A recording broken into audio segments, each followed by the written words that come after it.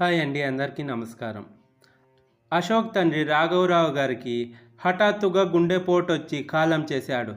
ఏదో కాని చేశాం అన్నట్టు 11 రోజుల కార్యక్రమం మొక్కుబడిగా చేశాడు అశోక్. ఆస్తిపాస్తులేమీ ఇవ్వని తల్లిదండ్రులంటే కొడుకులకు లోకువేగా. చూసి చూసి ఖర్చు పెడుతూ ఏదో ఒకలా తతంగం ముగించేశాడు తప్పదన్నట్టుగా.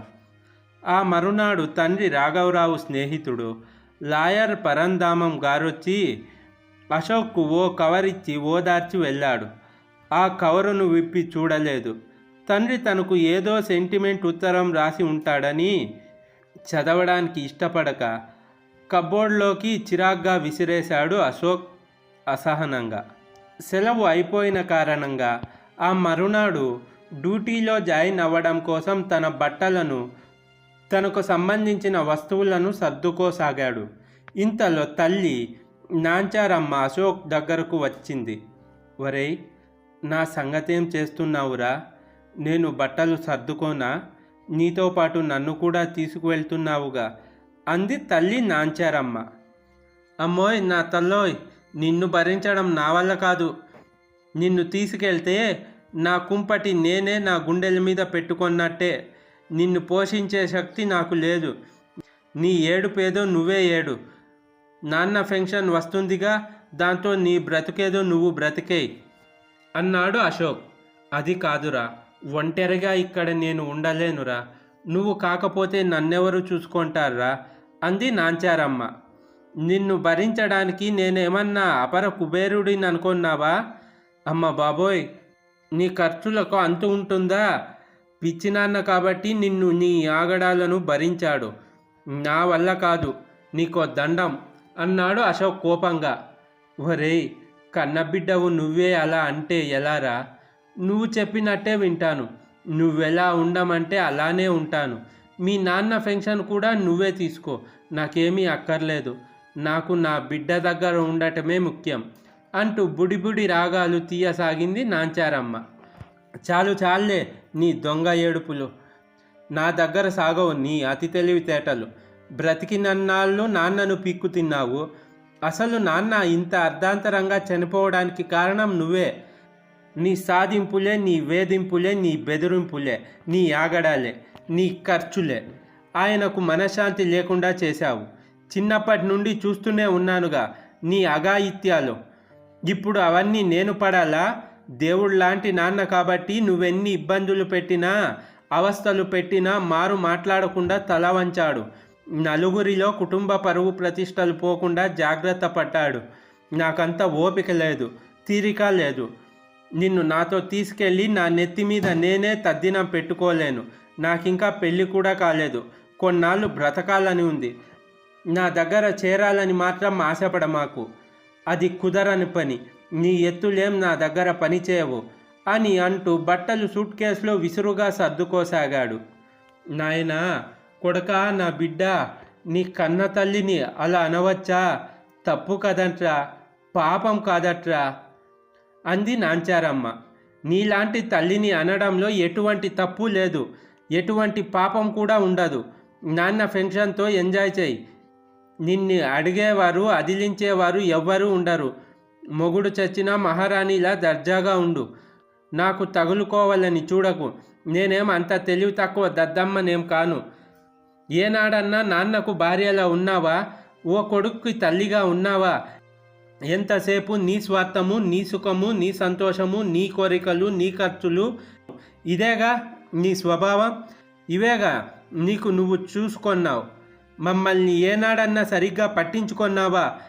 ఏదో నాన్న పుణ్యమా అని కొద్దో గొప్పో నాన్న పెంపకంలో పెరిగి చదువుకొని ఓ ఉద్యోగం సంపాదించుకొని నా బ్రతుకేదో నేను బ్రతుకుతున్నాను. మళ్ళీ నువ్వు నాకు దాపరించి నా జీవితంలో ప్రవేశించి నన్ను కూడా నాశనం చేద్దామనుకుంటున్నావేమో. చచ్చినా జరగదు. నీ పెంటను నేను పాముకోలేను. ఛీ, నువ్వు ఓ తల్లివేనా? నీ పేరు చెబితే తల్లి అనే పదం కూడా అపవిత్రం అయిపోతుంది. మళ్ళీ జన్మలో నీ మొహం చూడను.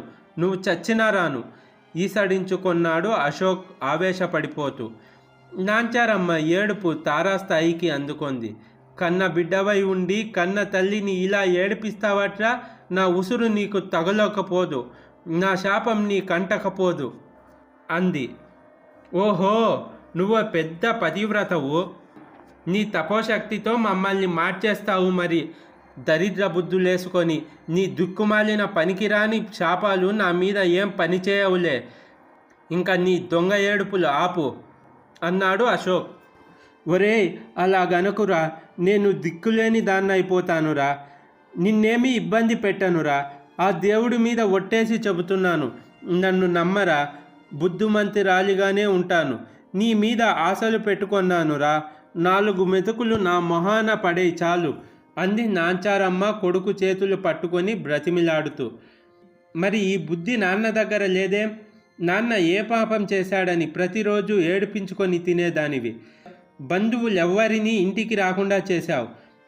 నాన్న పోతే నీ నోటికి దడిచి నాన్న తరపు బంధువులెవ్వరూ రాలేదు. నీ తరపు బంధువులు కూడా మొహం చాటేశారు.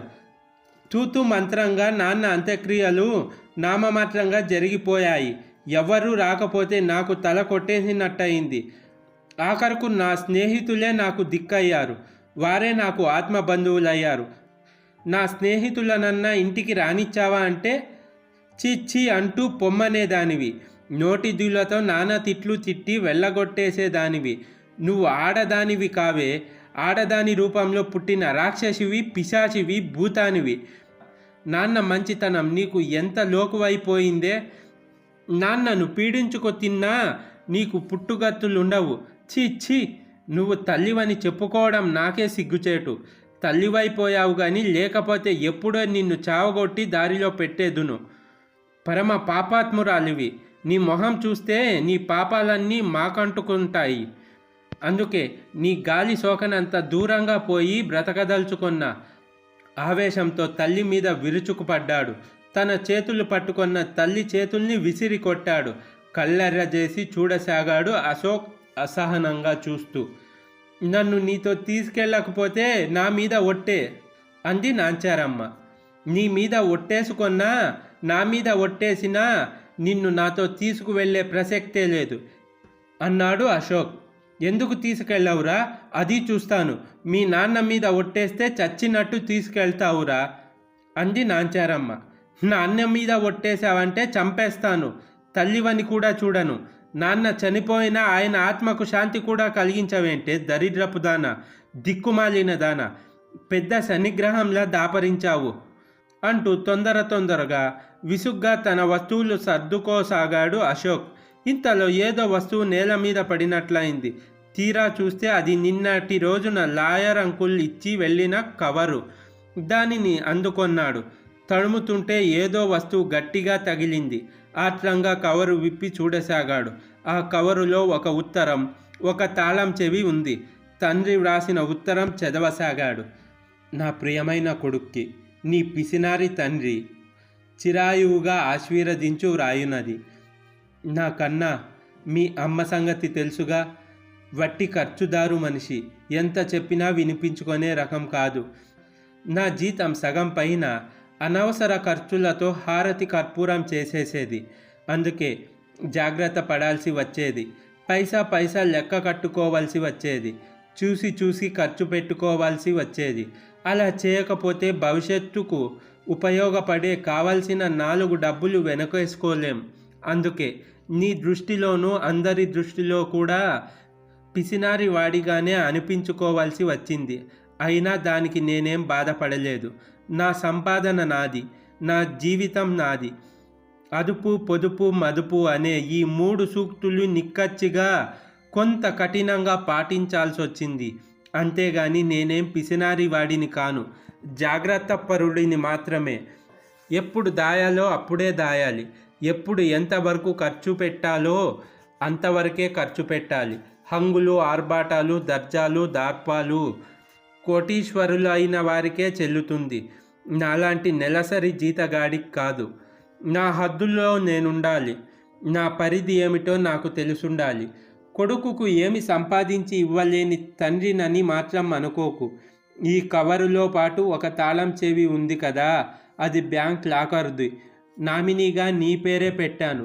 చాన్నాళ్ల క్రితమే 300 గజాల స్థలం కొని ఉంచాను. దాన్ని మార్కెట్ విలువ ఇప్పుడు 10 కోట్ల పైమాటే. మన ఊరిలో 10 ఎకరాల పొలం కొన్నాను. దాని విలువ ఇప్పుడు 20 కోట్ల పైమాటే. ఇక నా retirement benefits, deposits, shares, bonds, అలాగే బంగారం ఇవన్నీ కూడా ఉన్నాయి. వాటి విలువ మరో 10 కోట్ల వరకు ఉంటుంది. ఇవన్నీ నీకోసమే. వీటి తాలూకు డాక్యుమెంట్లన్నీ బ్యాంక్ లాకర్లో ఉన్నాయి.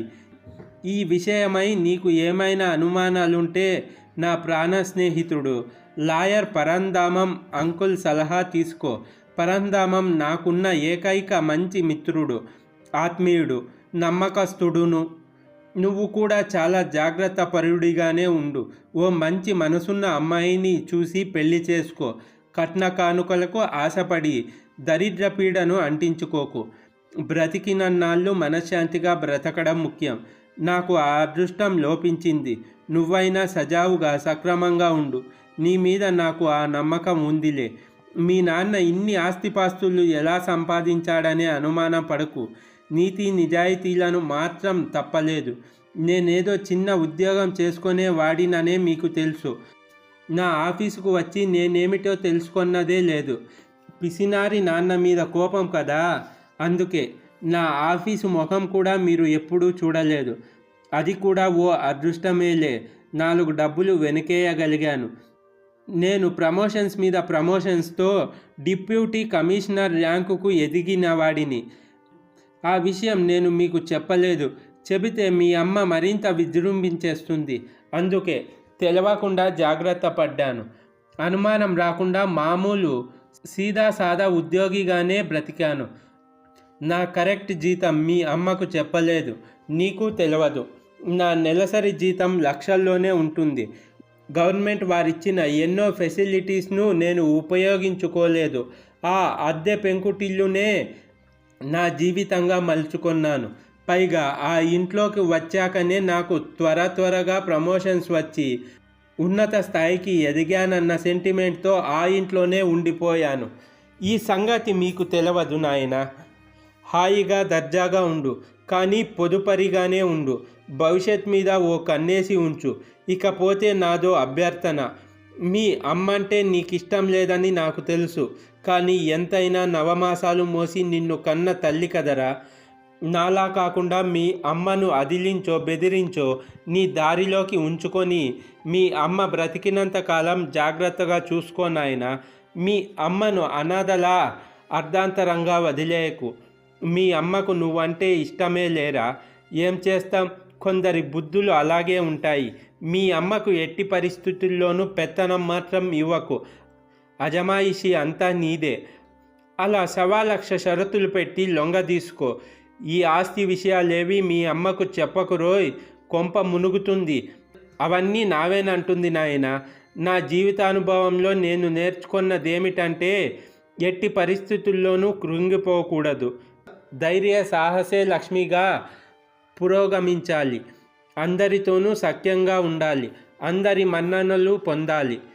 మనకు చేతనైనంతలో అవసరమైన వారికి అందుబాటులో ఉండు. సహాయ సహకారాలు అందించాలి. దాన ధర్మాలు చేస్తుండాలి. భయభక్తులు కలిగి ఉండాలి. వినయ విధేయతలు అలవర్చుకోవాలి. ఆత్మవంచన చేసుకోకుండా రోష పౌరుషాలతో బ్రతకాలి.